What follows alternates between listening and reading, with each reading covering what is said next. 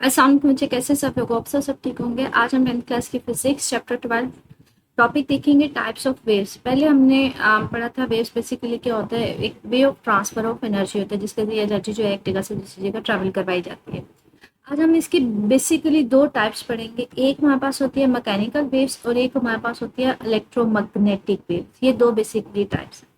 अब दोनों में डिफरेंस के लिए पहले तो हम मैकेनिकल वेव्स को पढ़ते हैं। मुझे मैकेनिकल वेव्स ऐसी वेव्स होती हैं जिनमें जो वेव होती है ना उसको मूव करने के लिए कोई ना कोई मीडियम जरूर चाहिए होता है। ठीक है, तो यहाँ पे इसकी डेफिनेशन आ जाती है अगर ये शॉर्ट क्वेश्चन में आए। तो मैकेनिकल वेव्स ऐसी वेव्स होती हैं दैट रिक्वायर अ मीडियम, जिनको कोई ना कोई मीडियम जरूर चाहिए होता है, कोई ना कोई पार्टिकल्स कुछ ना कुछ मॉलिक्यूल्स एटम वगैरह जरूर चाहिए होते हैं ट्रैवल करने के लिए। जैसे आपके पास जो है वेव्स प्रोड्यूस करवाई जाती हैं एयर में, जैसे आप साउंड वेव्स प्रोड्यूस करवाते हो, आप बोलते हो कोई दूसरा पर्सन सुन सकता है, अगर वहाँ पे एयर मौजूद होगी तो साउंड वेव्स ट्रैवल करेंगी वरना वो ट्रैवल नहीं करेंगी। वाटर वेव्स हैं फॉर एग्जांपल, नेम से आइडिया हो रहा है, जैसे मैंने आपको दिखाया भी था कि अगर आपने वाटर वेव्स प्रोड्यूस करवानी है, बच्चे वहाँ पे पानी का होना जरूरी है तभी तो वाटर वेव्स प्रोड्यूस होंगी। जैसे हमने कहा था कि इसके अंदर आप कोई पत्थर फेंक दें, कुछ भी फेंक दें, कोई शार्क फेंक दें, तो हमारे पास क्या होगी, एनर्जी होगी, आप प्रोवाइड करेंगे, वहाँ पे ना सर्कुलर इस तरह से वेव्स प्रोड्यूस होना शुरू हो जाएंगे। तो वाटर वेव्स प्रोड्यूस करवानी है तो वहाँ पे वाटर का होना जरूरी है।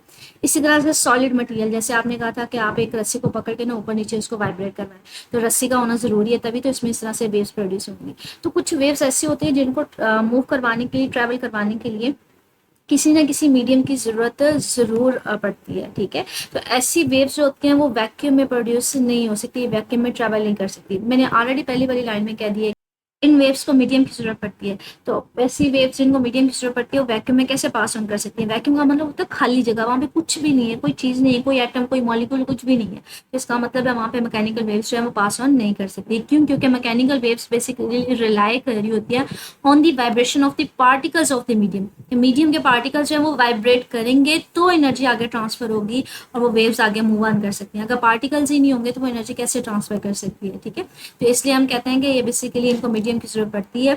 क्यों मीडियम की जरूरत पड़ती है? क्योंकि ये मीडियम के पार्टिकल्स को वाइब्रेट करेंगे तो एनर्जी जो है वो एक जगह से दूसरी जगह ट्रैवल करेगी। तो बेसिकली इनकी डिपेंडेंस होती है on the vibration of the medium particles, और उस तरह से वो अलॉन्ग द कह ले वाइब्रेशंस की वजह से आगे एनर्जी जो है वो पास ऑन होती जाएगी। पार्टिकल्स खुद मूव नहीं करते, अपनी जगह से मूव नहीं करते, लेकिन हाँ ये है कि वाइब्रेट जरूर कर रहे होते हैं। मतलब अपनी जगह छोड़ के नहीं जाते लेकिन अपनी जगह के ऊपर नीचे वाइब्रेट लास्ट में कर रहे होते हैं। इसके मिसालें एग्जाम्पल वो आगे उसी तरह से कोट कर रहा है कि हमारे पास सबसे पहले तो आप रोप की एग्जाम्पल ले लें कि उसके एक एंड को टाई कर दे और दूसरे एंड से आप उसको जर्क दे। मतलब ये उसने यहाँ पे फिगर आपको शो की हुई है कि यहाँ से आप रस्सी को बांध दें। ठीक है, आपने इसको फिक्स कर दिया, आप एक एंड से पकड़ के ना इसको ऊपर नीचे जर्क दें, आप इसने इसको ऊपर नीचे जो है ना एक झटका दें। आप जैसे ही इसको ऊपर नीचे जर्क देंगे आपने एनर्जी प्रोड्यूस करवाई है, एनर्जी उसको दी, तो वहाँ पे ना वेव्स इस तरह से प्रोड्यूस होना शुरू हो जाएंगे जो आगे की तरफ ट्रैवल करना शुरू हो जाएंगे। अब वेव्स प्रोड्यूस यहाँ पे हुई है बेसिकली बच्चे, ये वेव यहाँ पे रहती है सिर्फ और सिर्फ इस रोप के जो पार्टिकल्स है ना वो अपनी जगह के ऊपर नीचे वाइब्रेट करते हैं। ठीक है, उनकी ऊपर नीचे वाइब्रेशन की वजह से जो एनर्जी है वो आगे की तरफ ट्रैवल करती है। ये मैंने आपको एक ये काइंड ऑफ एनिमेशन है कि जिसमें ये देखें ये ऊपर नीचे उस रोप को जो है ना वो मूव ऑन करवा रहा है। अब इस रोप के पार्टिकल्स यहाँ पे शो करवाए हुए हैं।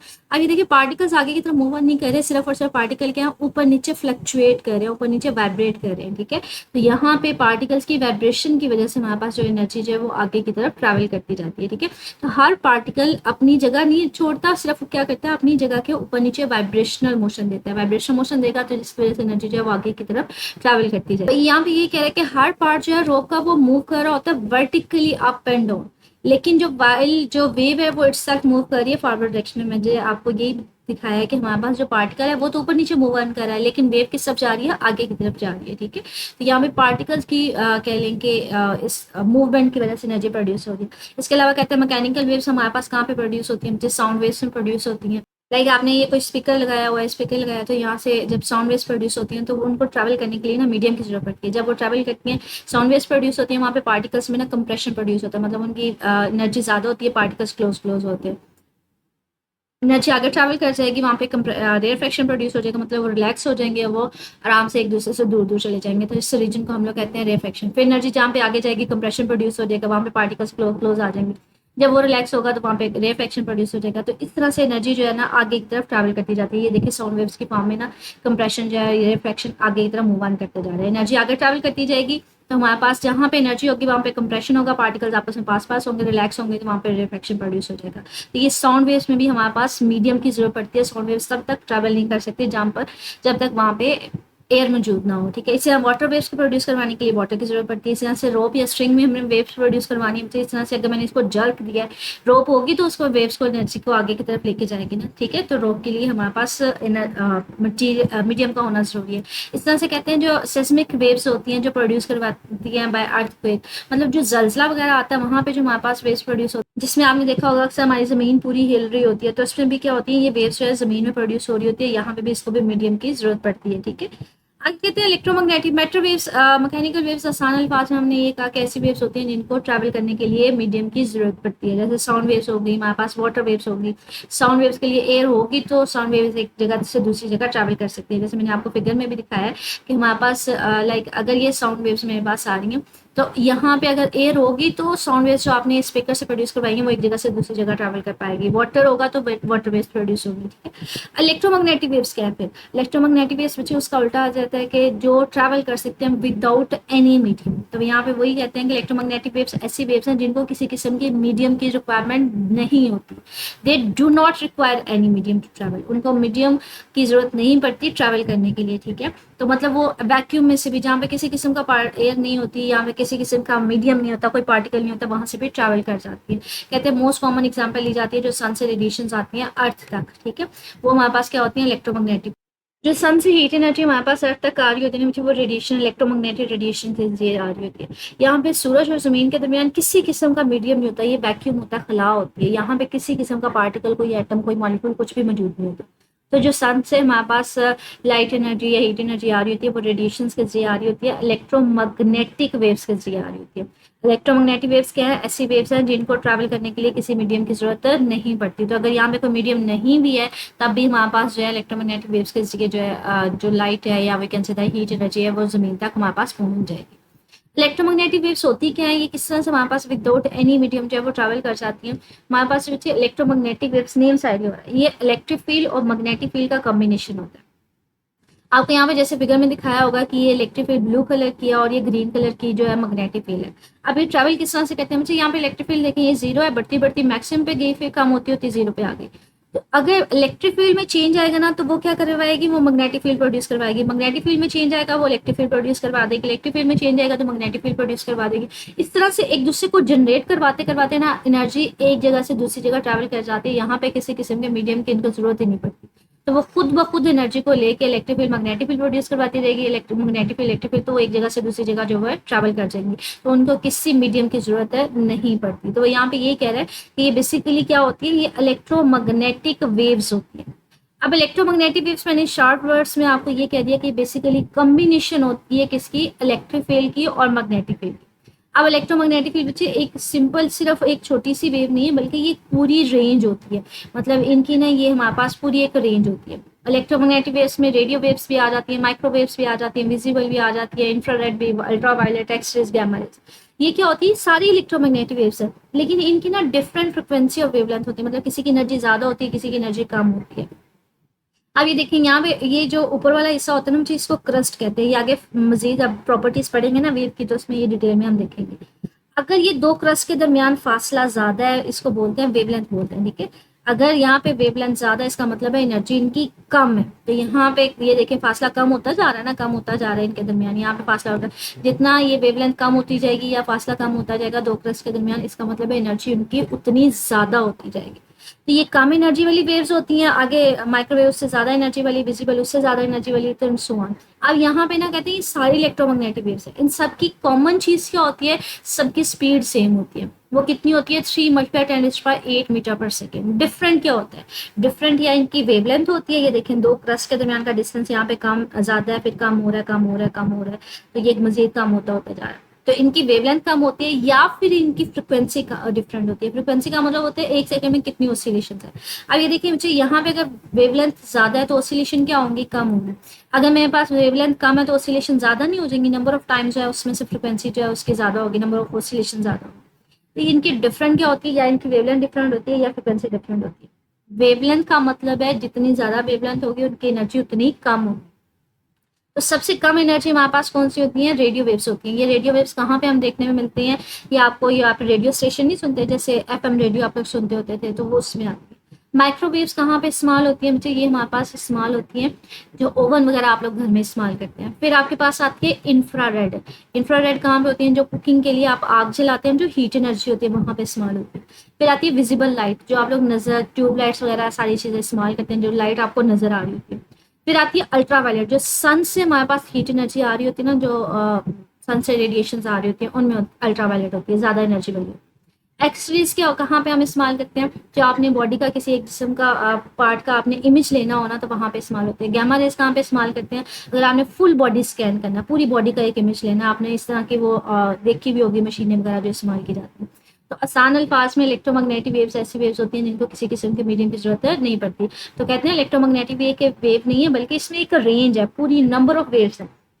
इसमें रेडियो वेव्स ही आती है, माइक्रो भी, इंफ्रारेड भी, विजिबल भी, अल्ट्रावायलेट भी। तो ये सारी की सारी वेव्स इसके अंदर आती हैं, ठीक है। ये पूरी एक रेंज होती है। इन सब की क्या होती है? इनकी या तो वेवलेंथ डिफरेंट होती है या फिर इनकी फ्रिक्वेंसी डिफरेंट होती है। फ्रिक्वेंसी और वेवलेंथ बच्चे आगे फर्दर टॉपिक में ना डिटेल में देखेंगे फ्रिक्वेंसी और वेवलेंथ क्या होती है। हमारे पास जैसे ये फिगर में बता भी रहा है, दो ऊपर वाले हिस्से इनको क्रस्ट बोलते हैं, ठीक है। ये ऊपर वाला हिस्सा तो इसको क्रस्ट बोलते हैं, नीचे वाले को ट्रफ बोलते हैं। दो क्रस्ट के दरमियान का डिस्टेंस होता है ना, वो वेवलेंथ होती है, ठीक है। और यहाँ पे ये देखिए, यहाँ पे डिस्टेंस ज्यादा है तो ये लार्ज वेवलेंथ है, और यहाँ पे डिस्टेंस कम है, ये शॉर्ट वेवलेंथ। फ्रिक्वेंसी का मतलब है कितनी ऑसिलेशन है, कितनी दफा वो वेव जो है नंबर ऑफ ऑसिलेशन वाइब्रेट की है। यहाँ पे देखिए ज्यादा दफा ऑसिलेशन है, यहाँ पे तो थोड़ी सी है। इसका मतलब ये कम फ्रिक्वेंसी है, लो हाई फ्रिक्वेंसी है। तो यहाँ पे देखिए इलेक्ट्रोमैग्नेटिक वेव्स में क्या चीज इन सब में डिफरेंट कर रही है? इनमें वेवलेंथ डिफरेंट है। यहाँ पे रेडियो वेव्स की वेवलेंथ ज्यादा है, गैमा रेज की वेवलेंथ बहुत कम है, ठीक है। तो वेवलेंथ डिफर कर रही है इन वेव्स पे। दूसरा इनकी ऑसिलेशन, यहाँ पे देखें ये ऑसिलेशन इसकी कम है, इसके नंबर ऑफ ऑसिलेशन मतलब फ्रिक्वेंसी इसकी ज्यादा है, इसकी कम है। तो इनकी डिफरेंट क्या होती है? या इनकी वेवलेंथ डिफरेंट होती है, या फ्रिक्वेंसी डिफरेंट होती है। लेकिन इन सबका सेम क्या होता है? इनकी स्पीड सेम होती है। बच्चे ये इसको साइंटिफिक नोटेशन में लिखा है, आप स्पीड को इस तरह से भी लिख सकते हैं। ये देखें, 1 2 3 4 5, 5 जीरो ये हो गए। किलो का मतलब होता है 1000, तो 3 जीरो ये हो गए, ठीक है। 1 2 और 3, 1000 के 3 जीरो ये, 5 जीरो ये, 3 जीरो 5 और 3 कितने हुए? 8 जीरो। तो इसको साइंटिफिक नोटेशन में कैसे लिखा जा सकता है? 10⁻⁸ मीटर पर सेकंड, ठीक है। ये किलोमीटर पर सेकंड की बजाय आप इसको साइंटिफिक नोटेशन में इस तरह से भी लिख सकते हैं। ये स्पीड ऑफ लाइट है। ये चाहे आप माइक्रोवेव ले लें, चाहे आप विजिबल ले लें, चाहे जो एक्सरे ले लें, सबकी स्पीड क्या होगी? सेम होगी, ठीक है। तो ये जो हमारे पास इलेक्ट्रोमैग्नेटिक वेव्स की पूरी एक रेंज है, यहाँ से मैंने कहा ये कहाँ से स्टार्ट होती है? रेडियो वेव से, gamma rays and so on. इन सबको हम लोग क्या नाम देते हैं? इलेक्ट्रोमैग्नेटिक स्पेक्ट्रम बोलते हैं। तो यहाँ पे हमारे पास डेफिनेशन भी आ सकती है शॉर्ट क्वेश्चन में कि इलेक्ट्रोमैग्नेटिक स्पेक्ट्रम होता है क्या है? कि ये जो रेंज है पूरी की पूरी इलेक्ट्रोमैग्नेटिक वेव्स की, रेडियो वेव्स लेके एक्सरे गैमा रेज तक, वो क्या है हमारे पास? इलेक्ट्रोमैग्नेटिक स्पेक्ट्रम है। तो ये बेसिकली डिफरेंस था हमारे पास मैकेनिकल वेव्स क्या होती हैं और हमारे पास इलेक्ट्रोमैग्नेटिक वेव्स क्या होती है। मैकेनिकल वेव्स बच्चे ये ना लॉन्ग क्वेश्चन पूछा जाता है, डिफ्रेंशिएट करें between mechanical and electromagnetic waves, ठीक है। तो ये आपके पास पूरा एक लॉन्ग क्वेश्चन है। मैकेनिकल वेव्स उनको बोलते हैं जिनको मीडियम की जरूरत होती है, इलेक्ट्रोमैग्नेटिक वेव्स उनको बोलते हैं जिनको मीडियम की जरूरत नहीं होती। और ये वाले जो टर्म है ना अंदर, ये हमारे पास एमसीक्यू में आता है। इलेक्ट्रोमैग्नेटिक वेव्स में डिफरेंस क्या होता है? उसमें वेवलेंथ और फ्रिक्वेंसी डिफरेंट होती है। सेम क्या होता है? उसमें स्पीड जो है वो सेम होती है, ठीक है। और स्पीड की वैल्यू कितनी होती है? मोस्ट कॉमनली एमसीक्यू में आ जाता है 3 मीटर पर 8 मीटर पर सेकेंड। तो ये आपने अलहदा से करना है। इसके अलावा ये एज अ लॉन्ग क्वेश्चन तो पूछा जाता है, लेकिन अलहदा से शॉर्ट क्वेश्चन भी पूछा जाता है। इलेक्ट्रोमैग्नेटिक वेव्स क्या होती हैं या मैकेनिकल वेव्स क्या होती हैं, ठीक है। इस चीज से आगे हमारे पास मैकेनिकल वेव्स हमने पढ़ ली कि हमारे पास ऐसी होती है जिनको मीडियम की जरूरत होती है। कहते हैं मैकेनिकल वेव्स की ना आगे फर्दर 2 टाइप्स हैं। कौन कौन सी हैं? कहते हैं हमारे पास मैकेनिकल वेव्स की 2 टाइप्स हैं। बेसिकली डिपेंड कर रही हैं कि जो पार्टिकल्स मूव कर रहे होते हैं, वाइब्रेट कर रहे होते हैं, उनकी वाइब्रेशन की डायरेक्शन क्या है। तो किस डायरेक्शन में वो वाइब्रेट करते हैं और किस डायरेक्शन में हमारे पास वेव ट्रैवल करती है, उस बेस के ऊपर मैकेनिकल वेव्स की 2 टाइप्स है, लॉन्गिट्यूडनल और ट्रांसवर्स वेव्स। इसको डिटेल में देखते हैं। हमारे पास ये किस बेसिस पे कैटेगराइज की गई है कि जो मीडियम के पार्टिकल्स हैं वो किस डायरेक्शन में वाइब्रेट कर रहे हैं और जो वेव है वो किस डायरेक्शन में ट्रैवल कर रही है। सबसे पहले तो आ जाती है हमारे पास ट्रांसवर्स वेव। अब ट्रांसवर्स वेव्स कौन सी हैं उनको देखते हैं। कहते हैं ट्रांसवर्स वेव्स ऐसी हैं जिसमें जो पार्टिकल्स है ना मीडियम के, वो वाइब्रेट करते हैं right angle to the direction in which wave is travelling. ठीक है, तो यहाँ से यहाँ तक आपके पास ये लेदर से शॉर्ट क्वेश्चन भी पूछ लिया जाता है, ट्रांसवर्स वेव्स को डिफाइन करे। ट्रांसवर्स वेव्स ऐसी वेव्स होती हैं जिनमें पार्टिकल्स होते हैं ना मीडियम के, वो right angle to the wave, जो जिस सेक्शन में वेव ट्रैवल कर रही होती है उसका राइट एंगल जो है वो वाइब्रेट कर रहे होते हैं। मिसाल के तौर पर हमारे पास इसमें एग्जाम्पल ली जाती है। अगेन ये ट्रांसवर्स वे कि आपने एक रोप ली थी, आपने एक रस्सी ली थी, उसको एक एंड से टाई कर दिया, दूसरे एंड से उसको ऊपर नीचे वाइब्रेट करवा रहे हैं। अब आपने उसको ऊपर नीचे वाइब्रेट करवाया, ठीक है, और वेव जा रही है इस तरफ, तो एंगल क्या है 90 डिग्री। बच्चे ये देखें ना, आपके पास ऊपर नीचे वाइब्रेट आप उसको करवा रहे हैं और वेव आगे की तरफ ट्रेवल कर रही है, तो हमारे पास वर्टिकल डायरेक्शन में आप उसको वाइब्रेट करवा रहे हैं और वो आगे की तरफ जा रही है, ये हमारे पास क्या है ट्रांसवर्स वेव है। या फिर आप इसमें देखें पार्टिकल्स क्या ऊपर नीचे वाइब्रेट कर रहे हैं लेकिन वेव किस तरफ जा रही है, आगे की तरफ जा रही है, तो वर्टिकल आप उसको वाइब्रेशन करवा रहे हैं, पार्टिकल से सारे पार्टिकल ऊपर नीचे मूव ऑन कर रहे हैं लेकिन वेव आगे की तरफ जा रही है, तो इस तरह की वेव को हम नाम देते हैं ट्रांसवर्स वेव, कि जिसमें हमारे पास जो पार्टिकल्स होते हैं उनकी वाइब्रेशन होती है परपेंडिकुलर। परपेंडिकुलर का मतलब है कि हमारे पास ये देखें, लाइक ये हमने एग्जांपल ली थी कि एक रोप है जिसमें आप वेव्स प्रोड्यूस करवा रहे हैं, अब वेव किस तरफ जा रही है, इस तरफ जा रही है, लेकिन पार्टिकल्स किस तरफ जा रहे हैं, ऊपर नीचे वाइब्रेट कर रहे हैं, तो wave along the x axis है, पार्टिकल वर्टिकल डायरेक्शन में, तो दोनों के दरमियान एंगल कितना है 90 डिग्री, तो इसको हम नाम देते हैं परपेंडिकुलर, जिसमें पार्टिकल्स की मोशन क्या होती है, वेव की मोशन के परपेंडिकुलर होती है, 90 डिग्री के ऊपर होती है, तो इस वेव को हम नाम देते हैं ट्रांसवर्स वेव का। तो इसी चीज में वो ये कह रहा है कि जो वहां पे मीडियम है वो ट्रैवल नहीं करता, उसके पार्टिकल सिर्फ और सिर्फ क्या होते हैं, वो अपर डायरेक्शन में डाउनवर्ड डायरेक्शन में वो वाइब्रेट कर रहे होते हैं। ठीक है, पार्टिकल आगे मूव नहीं करते, सिर्फ क्या होता है कि वो अपनी ही जगह पे ऊपर नीचे वाइब्रेशन मोशन शो करते हैं, जिसकी वजह से एनर्जी जो है वो आगे की तरफ ट्रैवल कर जाती है। तो आगे वो इसमें एग्जाम्पल कह रहा है कि आप इसके बेस्ट एग्जाम्पल ले लें, एक रोप ले लें, उसको एक एंड से टाई करवा दें, उसको अप साइड डाउन साइड जो है वो मूव करवाएं, यही वाली फिगर को वो कह रहा है कि एक एंड से आप उसको बांध दे, दूसरे एंड से उसको फ्लक्चुएट करवाना शुरू कर दें। आपके पास जो पार्टिकल है वो ऊपर नीचे मूव करेंगे, वो वर्टिकल मूव करेंगे, आपके पास जो वेव है वो हॉरिजॉन्टल मूव करेगी, तो इनके दरमियान एंगल कितना होगा, वो 90 डिग्री होगा। तो यहाँ पे ये कह रहे हैं कि जो रोप के पार्टिकल्स हैं या सेगमेंट्स हैं वो क्या मूव करेंगे वर्टिकली, और जो वेव आगे की तरफ जा रही होगी वो हॉरिजॉन्टल जा रही है। अब कहते हैं ये जो हमारे पास वेव में अपर पार्ट होता है ना, ये जो ऊपर वाले हिस्सा होता है इसको हम नाम देते हैं क्रस्ट का, और ये जो नीचे वाला हिस्सा होता है इसको बोलते हैं ट्रफ का। तो ये हमारे पास क्रस्ट और ट्रफ की डेफिनेशन कि फॉर एग्जाम्पल इस तरह से हमारे पास वेव प्रोड्यूस हो गई जिसमें पार्टिकल्स ऊपर नीचे वाइब्रेशन शो कर रहे थे और पार्टिकल आगे की तरफ ट्रैवल कर रहे थे। अब कहते हैं जो वेव का हमारे पास ऊपर वाला पोर्शन होता है, ये जो ऊपर वाला हिस्सा होता है, ये वाला हिस्सा, इसको हम नाम देंगे क्रस्ट, ये जो ऊपर वाला हिस्सा। जो लोअर पार्ट होता है, जो नीचे वाला हिस्सा होता है, वो हमारे पास क्या होता है, वो ट्रफ होता है। तो ये देखिए ट्रफ को मेंशन किया हुआ है, जो नीचे वाला हिस्सा होगा वो उसका ट्रफ होगा और जो ऊपर वाला हिस्सा होगा वो उसका क्या होगा, वो उसका क्रस्ट होगा। ठीक है, तो यहाँ पे क्रस्ट और डेफिनेशन है ट्रफ की कि जो मोशन जो बन रही होती है उसमें जो हाईएस्ट पॉइंट होते हैं, जो ऊपर वाला हिस्सा होता है उसको नाम दिया जाता है, उसको नाम दिया जाता है क्रस्ट का, और जो लोअर पार्ट होता है उसको नाम देते हैं ट्रफ का। ये अलग से शॉर्ट क्वेश्चन भी बन सकता है, एमसीक्यू भी बन सकता है कि अपर पार्ट जो होता है वो क्रस्ट होता है और लोअर पार्ट क्या होता है वो हमारे पास ट्रफ होता है। इसके अलावा कहते हैं ट्रांसवर्स वेव की एक और बेस्ट एग्जांपल जो है वो वाटर वेव्स है। अब वाटर वेव्स में भी हमारे पास ट्रांसवर्स वेव प्रोड्यूस हो रही होती है, वो किस तरह से, लाइक हमारे पास ना ये आपकी बुक की ही एग्जांपल थी जिससे मैंने कहा था कि आप फॉर एग्जांपल इसके अंदर कोई रस्सी कोई पत्थर फेंक के, कोई शाख फेंक दे, लकड़ी की शाख फेंक दे, कुछ भी फेंक दे, फॉर एग्जाम्पल मैंने सेंटर में इसको फेंक दिया, एनर्जी आपने सेंटर में दी। अब क्या होगा कि हमारे पास वो एनर्जी लेके ना इस तरह से सर्कुलर वेव्स हमारे पास प्रोड्यूस होती है। बेसिकली क्या होती है, जो सेंटर में आपने एनर्जी दी होती है, जो पानी के मॉलिक्यूल्स होते हैं वो ऊपर नीचे वाइब्रेट कर रहे होते हैं, उनकी ऊपर नीचे वाइब्रेशन की वजह से जो एनर्जी है वो एक जगह से दूसरी जगह ट्रैवल कर रही है, एनर्जी बाहर की तरफ जा रही है। ये देखिए पहले छोटी सर्कल फिर बड़ा सर्कल, तो एनर्जी बाहर की तरफ जो है वो स्प्रेड हो रही है, लेकिन पार्टिकल्स अपनी जगह पे कौन सी मोशन दे रहे होते हैं, वो वाइब्रेटरी मोशन। तो यहाँ पे देखिए मोशन उनकी वर्टिकल है और जो वेव ट्रांसफर, जो वेव की मोशन है वो हॉरिजॉन्टल है, तो यहाँ पे भी क्या है, एंगल 90 डिग्री है, तो हम कहेंगे ये भी क्या है, हमारे पास ट्रांसवर्स है। ठीक है, तो वाटर वेव्स में भी क्या होता है, वाटर मॉलिक्यूल्स आप और डाउन मूव करते हैं, जिसकी वजह से एनर्जी जो है वो मूव कर रही होती है फॉरवर्ड डायरेक्शन। इसके अलावा कहते हैं इसकी बेस्ट एग्जांपल दी जाती है वो इलेक्ट्रोमैग्नेटिक वेव्स होती है। इलेक्ट्रोमैग्नेटिक वेव्स में मैंने आपको कहा था, इसमें भी मैंने कहा था कि इलेक्ट्रिक फील्ड जो है मैग्नेटिक फील्ड को प्रोड्यूस करवा रही होती है, मैग्नेटिक फील्ड इलेक्ट्रिक फील्ड, लेकिन जो एनर्जी है ट्रैवल आगे की तरफ कर रही होती है। ठीक है, तो ये दोनों एक दूसरे के क्या होते हैं, परपेंडिकुलर होते हैं, और मूवमेंट इसके भी परपेंडिकुलर होती है, मतलब एनर्जी एक जगह से दूसरी जगह आगे हॉरिजॉन्टली जा रही है। अगर इलेक्ट्रिक फील्ड मेरे पास कह लिया अलोंग दी वाई एक्सिस है, तो magnetic field along the Z axis होगी, और इनकी परपेंडिकुलर डायरेक्शन में एनर्जी आगे की तरफ ट्रैवल करेगी। ठीक है। तो ये भी हमारे पास क्या होंगे, ट्रांसवर्स वेव्स। या फिर जैसे आपको इलेक्ट्रोमैग्नेटिक वेव्स यहाँ पे भी दिखाई हुई हैं, तो ये ऊपर वाला पोर्शन क्रस्ट, नीचे वाला ड्रॉप, तो ये भी हमारे पास क्या होती है, ट्रांसवर्स वेव्स होती है। वेव्स आगे की तरफ ट्रेवल कर रही होती है और ये up side down side move कर रही होती है। आगे हमारे पास आ जाती है सेकंड टाइम लॉन्गिट्यूडनल वेव्स की। लॉन्गिट्यूडनल वेव्स हमारे पास क्या, लॉन्गिट्यूडनल वेव्स ऐसी वेव्स होती हैं जिसमें मीडियम के पार्टिकल्स होते हैं, वो उसी डायरेक्शन में मूव कर रहे होते हैं जिस डायरेक्शन में वेव जा रही होती है। तो सेम डायरेक्शन में मूवमेंट होती है। एंगल क्या होता है, जीरो, मतलब उसी डायरेक्शन में बैक एंड फोर्थ आगे पीछे मूव कर रहे होते हैं जिस डायरेक्शन में जो है एनर्जी फ्लो करेगी, सेम डायरेक्शन।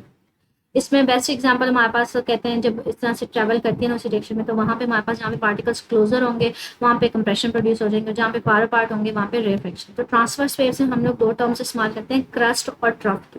जो हाई पार्ट होता है वो क्रस्ट होता है, जो लोअर पार्ट होता है वो ट्रफ होता है। लॉन्गिट्यूडनल वेव्स में अगर उसी डायरेक्शन में पार्टिकल्स मूव कर रहे हैं जिस डायरेक्शन में हमारे पास एनर्जी ट्रैवल कर रही है, तो वहाँ पे जहाँ पे पार्टिकल्स क्लोजर होंगे वो कंप्रेशन होता है, और जहाँ पे हमारे पास पार्टिकल फार पार्ट होते हैं वो रेफ्लेक्शन होता है। कंप्रेशन और रेफ्लेक्शन की यहाँ से डेफिनेशन पूछी जा सकती है। कहते हैं इसकी बेस्ट एग्जांपल जो होती है वो साउंड वेव्स की होती है। लाइक हमारे पास ये देखिए, आपने साउंड वेव्स प्रोड्यूस करवाएंगे, स्पीकर है जिसके जरिए आपने साउंड वेव्स प्रोड्यूस करवाएंगे। अब साउंड वेव्स ट्रैवल कैसे करेगी, जहाँ पे एनर्जी मिलेगी ना वहाँ पे पार्टिकल्स को ज्यादा एनर्जी मिलती है, वो आपस में एक दूसरे के पास हो जाते हैं, कंप्रेस हो जाते हैं, वहाँ पे कंप्रेशन। जब एनर्जी आगे ट्रैवल कर जाती है तो वहाँ पे पार्टिकल्स जो है वो रिलैक्स हो जाते हैं, एक दूसरे से दूर दूर चले जाते हैं, तो वो रेफ्लेक्शन होता है। ये देखिए यहाँ पे रिलैक्स वाला पोर्शन जो है ये रेफ्लेक्शन है। फिर जहाँ पे एनर्जी मिलती है वापस में क्लोज आते हैं, कंप्रेस हो जाते हैं, तो वहाँ पे हमारे पास कंप्रेशन फिर रेफ्लेक्शन। तो इस तरह से कंप्रेशन और रेफ्लेक्शन प्रोड्यूस होगा। यहाँ पे पार्टिकल एनर्जी किस तरफ जा रही है, आगे की तरफ जा रही है। यहाँ पे पार्टिकल्स भी उसी डायरेक्शन में ना आगे पीछे बैक एंड फोर्थ मूव कर रहे होते हैं। तो अगर मैं इसकी एक्जैक्टली आपको दिखाऊं तो यहाँ पे देखिए, अगर एनर्जी इस तरफ जा रही है, वेव इस तरफ ट्रैवल कर रही है, तो पार्टिकल्स भी इस डायरेक्शन में आगे पीछे back and fourth move on कर रहे होते हैं। ठीक है, तो उसी डायरेक्शन में पार्टिकल्स जो है वो आगे पीछे मूव ऑन करेंगे, मतलब इसमें वर्टिकल नहीं होंगे बल्कि दोनों की सेम डायरेक्शन होगी। अगर एनर्जी इस डायरेक्शन में जा रही है तो पार्टिकल्स भी आगे पीछे इसी तरफ मूव कर रहे हैं। ठीक है, तो ये हमारे पास क्या होती है, लॉन्गिट्यूडनल वेव्स होती है कि पार्टिकल्स की डायरेक्शन ऑफ मोशन वही होती है, वो आगे पीछे बैक एंड फोर्थ मूव कर रहे होते हैं जिस डायरेक्शन में एनर्जी जो है वो ट्रैवल कर रही होती है। सही, कहते हैं फॉर एग्जाम्पल आप क्लैपिंग करते हैं और वहाँ पे फिर साउंड वेव्स प्रोड्यूस करवाते हैं। साउंड वेव्स जैसे प्रोड्यूस करवाएंगे ना, तो एनर्जी, जैसे मैंने आपसे ये कहा है कि आपने साउंड वेव्स प्रोड्यूस करवाएं, चाहे वो क्लैप करके करवाएं चाहे वो स्पीकर के जरिए, जैसे एनर्जी प्रोड्यूस करवाएंगे ना साउंड वेव्स, सबसे पहले जिन पार्टिकल्स को एनर्जी मिलेगी ना तो वो आपस में क्लोज आ जाएंगे, वो कंप्रेस होंगे, तो वहाँ पे क्या होगी, कंप्रेशन प्रोड्यूस होगी। तो एयर मॉलिक्यूल्स जो होती हैं, जैसे जो हैंड के पास होते हैं या साउंड वेव्स के पास होते हैं, वो पुश्ड होते हैं क्योंकि उनको एनर्जी मिलती है, वो कंप्रेस हो जाते हैं, तो वहाँ पे क्या होती है, कंप्रेशन प्रोड्यूस होती है। ठीक है, जैसे एनर्जी आगे ट्रेवल कर जाती है तो वो जो पार्टिकल कंप्रेस होते हैं वो रिलैक्स हो जाते हैं, तो वहाँ पे क्या हो जाते हैं, वो आपस में एक दूसरे से दूर दूर चले जाते हैं, तो रेफ्लेक्शन प्रोड्यूस हो जाते हैं। इस तरह से कंप्रेशन रेफ्लेक्शन जो है वो आगे कंटिन्यूसली यहाँ से मूव ऑन करता रहेगा। साउंड वेव्स आप स्पीकर से प्रोड्यूस करवा दें, आप क्लैप करके प्रोड्यूस करवा दें, मतलब एनर्जी प्रोड्यूस करवानी, जैसे पार्टिकल्स को मिलती है वो आपस में कंप्रेस हो जाते हैं, तो कंप्रेशन होते हैं। जैसे एनर्जी आगे चली जाएगी तो वो रिलैक्स हो जाएंगे, जैसे मैंने आपको यहाँ पे ये दिखाया भी है कि ये देखें, ये हमारे पास कंप्रेशन आगे चला गया तो पीछे रिलैक्सेशन होगी, फिर कंप्रेशन आगे गया एनर्जी पीछे रिलैक्स होगी, तो कंप्रेशन और रेफ्लेक्शन जो है वो कॉन्टिन्यूसली जो है वो प्रोड्यूस होते रहते हैं। तो ये जो कंप्रेशन और रेफ्लेक्शन प्रोड्यूस हो रहे होते हैं जिसकी वजह से जो है साउंड वेव्स आगे ट्रैवल करती जाएगी और हमारे जो लिसनर होगा उस तक वो एट दी एंड जो है वो परमानेंटली पहुंच जाएगी। ठीक है, एयर खुद मूव नहीं करती, सिर्फ और सिर्फ क्या होते हैं, एयर के पार्टिकल्स होते हैं वो कंप्रेस और रिलैक्स होते हैं। ठीक है, और वो आगे की एनर्जी अगले पार्टिकल्स को इस तरह से ट्रैवल होती जाती है। एनर्जी जो पार्टिकल्स हैं इट सेल्फ मूव नहीं करती, कंप्रेस होगी एनर्जी आगे जाएगी तो वो रिलैक्स हो जाएंगे, अगले पार्टिकल कंप्रेस होंगे एनर्जी आगे जाएगी तो वो रिलैक्स हो जाएंगे, तो वो बेसिकली अपनी जगह पे back and fourth move on कर रहे होते हैं। ठीक है, तो ये आज का टॉपिक था, इंपॉर्टेंट है, वेरी इंपॉर्टेंट है, इसमें लॉन्ग क्वेश्चन आ जाते हैं। राइट से detail note on types of mechanical wave, so आपसे ट्रांसफर्स ऑफ लॉन्गिट्यूडनल वेव के बारे में पूछ लिया जाता है, आपसे पूछ लिया जाता है डिफरेंशिएट करें between mechanical waves and electromagnetic waves. ठीक है, तो कोई एक जो हेडिंग है वो शॉर्ट क्वेश्चन में भी पूछी जा सकती है, मैकेनिकल वेव्स क्या होती है, ट्रांसवर्स वेव्स क्या होती हैं, लॉन्गिट्यूडनल वेव्स क्या होती हैं, तो इससे रिलेटेड पूछा जा सकता है। तो ये देखिए शॉर्ट क्वेश्चन है, right any 2 examples of mechanical waves, सिर्फ आपने एग्जांपल्स के नाम लिखने हैं। ठीक है, ये हमने मैकेनिकल वेव्स पढ़ा था ना। ठीक है, इसमें आपने सिर्फ एग्जांपल्स के नाम लिखने हैं, कोई सी 2 एग्जांपल्स बता दें, आप साउंड वेव्स बता दें, आप वाटर वेव्स बता दें, तो इनके सिर्फ नाम लिख दीजिएगा, ये आपका आंसर हो जाएगा। ठीक है, अगला क्वेश्चन है which type of wave can travel through vacuum, जो वैक्यूम खाली जगह में से ट्रैवल कर सकते हैं, आपने सिर्फ वेव का नाम बताना जिसको मीडियम की जरूरत नहीं पड़ती, वो वैक्यूम में से ट्रैवल कर जाते हैं। ये हमने पढ़ा था, इलेक्ट्रोमैग्नेटिक वेव्स ऐसी वेव्स हैं जो मूव कर जाती हैं थ्रू एम्प्टी स्पेसेस या वैक्यूम, तो इसमें आपने सिर्फ इसका नाम बताना है, electromagnetic waves can travel through vacuum. ठीक है, अगले हमारे पास what is the difference between transverse and longitudinal waves, तो ये देखिए शॉर्ट क्वेश्चन में आपने उनकी सिर्फ डेफिनेशन लिखनी है। ठीक है, मतलब ज़्यादा डिटेल में नहीं जाना, सिर्फ डेफिनेशन लिखनी है ट्रांसवर्स वेव्स की। यहाँ से यहाँ तक लिख सकते हैं कि एक राइट एंगल वो मूव कर रही होती है through the direction of motion of wave. तो ये पहली 3 लाइनें, और लॉन्गिट्यूडनल वेव में भी कि इसी डायरेक्शन में, सेम डायरेक्शन में होंगी, पैरेलल में होंगी जिस डायरेक्शन में वो मूव करेंगे। तो इसकी पहली दो दो तीन तीन लाइन। ये कम्प्रीहेंसिव क्वेश्चन है, कहते हैं describe the difference between mechanical and electromagnetic waves with suitable example. तो ये देखें अगेन ये लॉन्ग क्वेश्चन है, ठीक है। इसका आंसर हमारे पास डिफरेंस आएगा, मतलब ये यहाँ से स्टार्ट होगा, पहले आप मैकेनिकल वेव्स बताएंगे क्या होती हैं, मतलब डिपेंड करते हैं, उनके एग्जाम्पल्स देंगे, फिर इलेक्ट्रोमैग्नेटिक वेव्स के बारे में लिखेंगे। तो ये यहाँ तक इसका आंसर आ जाएगा। ये पहले second long question. Next long question है, कहते हैं what are the transverse and longitudinal waves, explain with the help of the diagram and examples. तो आपने इसको बताना है, ठीक है। ये हमारे पास ये टाइप से स्टार्ट होगा कि 2 टाइप्स हमारे पास हैं, और कौन कौन सी ट्रांसवर्स वेव्स के बारे में बताएंगे सारा कुछ, फिर लॉन्गिट्यूडनल वेव्स के बारे में बताएंगे, ठीक है। तो यहाँ तक आपके पास कंप्लीट लॉन्ग क्वेश्चन। ये टॉपिक इंपॉर्टेंट थे, वेरी इंपॉर्टेंट थे जो आज हमने कवर किए। इसमें शॉर्ट क्वेश्चन भी बन सकते हैं, आपको ये एक वो पूछ लेता है define mechanical waves, define electromagnetic waves and so. Long question में मैंने आपको बता दी किस तरह से पूछे जाते हैं, इससे रिलेटेड जो शॉर्ट क्वेश्चन है वो मैंने आपको बता दिया। मजीद बच्चे कुछ पूछना हो कमेंट सेक्शन पूछ लीजिएगा। ओके, अल्लाह हाफिज़।